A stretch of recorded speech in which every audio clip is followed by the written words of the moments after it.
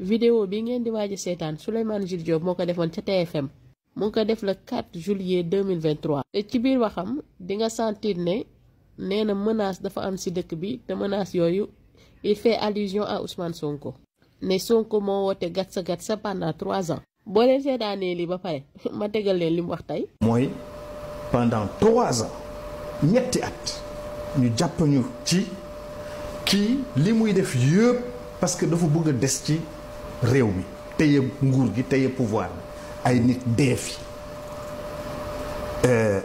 mais qui a appelé les gens à sortir ku wax ne nit ñi nañu génn reyante ku wax mortal combat ku wax gatsa gatsa donc moi j'ai du respect pour ma sœur je vais pas parler de délire parce que nit wax nga ne ko nit bu waxee man nga koo ne gëmuma li ko wax wala li ko wax du loolu la mais doo ko wax dafay délirer bu dul woon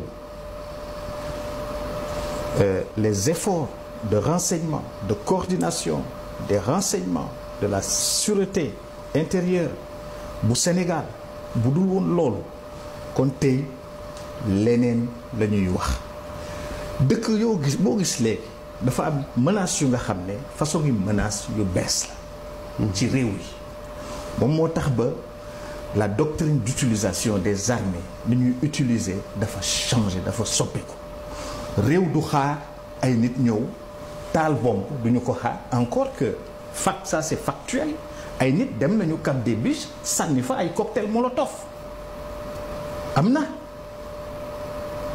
c'est pas du délire moi je ne délire pas je ne suis pas quelqu'un qui délire. tey jii dafa mel ni génn na ca la mu waxoon lii la waxati. ndekete mën na cu mën caa mën cërërër.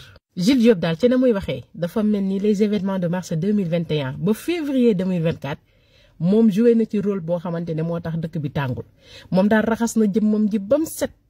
raxas Seydina Ousmane. Jules unku la fu mu toll nii porte la nekk di ut waaye fii buntu yëpp lañ tëj. fenêtre yi moom dañ ko encastré.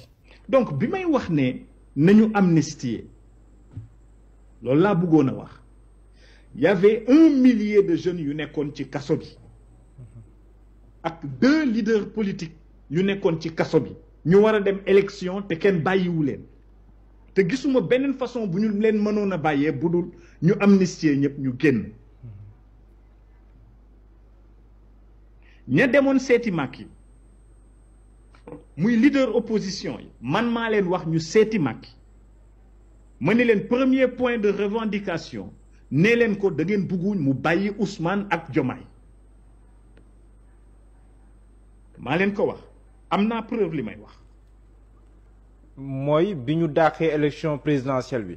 bi ñu demee seeti Macky. ba président Macky Sall woo leen ko posé mooy bàyyil Ousmane ak Diomaye. mu ne leen je ne suis pas opposé. mais ñoom ay opposants la wala ñoom Pierre Goudiaby Atepa ak ñoom Alioune Tine ak yooyu. opposants yi laa la wax. loolu kañ la avant le dialogue du mois de juin wala après le dialogue du mois de juin. après bien après juste avant l'élection. mais jamono jooju opposants yu bari ñu ngi préparer seen candidature war a dem campagne. oui juste moment boobu la. fekk na liste yeeg yooyu nit ñi ne ci liste